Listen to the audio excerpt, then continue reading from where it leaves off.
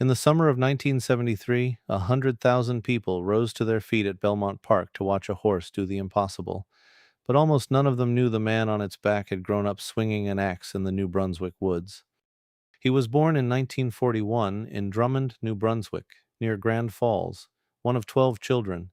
He left school at 14 to work beside his father as a lumberjack, hauling timber out of the freezing woods. It built a small, wiry, iron-hard young man. At 18, he went to Toronto looking for work. He was too short for most jobs, but at a racetrack called Woodbine, that was no flaw at all. He took a job walking horses to cool them down. He had never ridden one in his life.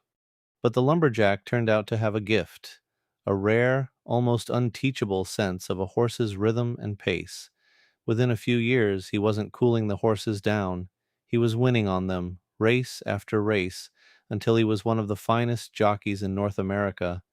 And in 1973, he was given the ride of a lifetime, a huge, powerful chestnut colt the whole continent was talking about. First came the Kentucky Derby in record time, then the Preakness, two down and one race left for the Triple Crown, a feat no horse had managed in 25 years. The Belmont Stakes. And what happened that day has never been matched. The colt simply ran away from the field, not by a length, not by 10, by 31 lengths.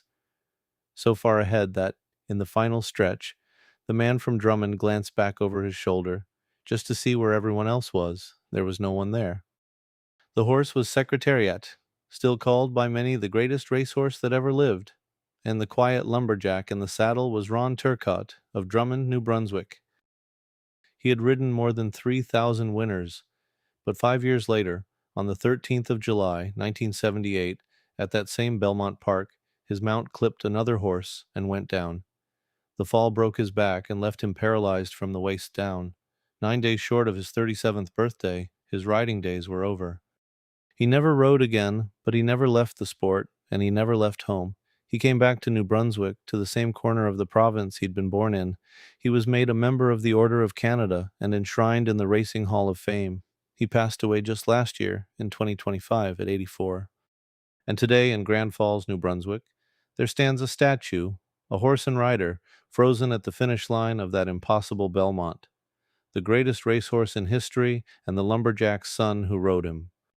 100,000 people watched him make history that day, and the strength that carried him there he'd built as a boy, swinging an axe in the woods of New Brunswick.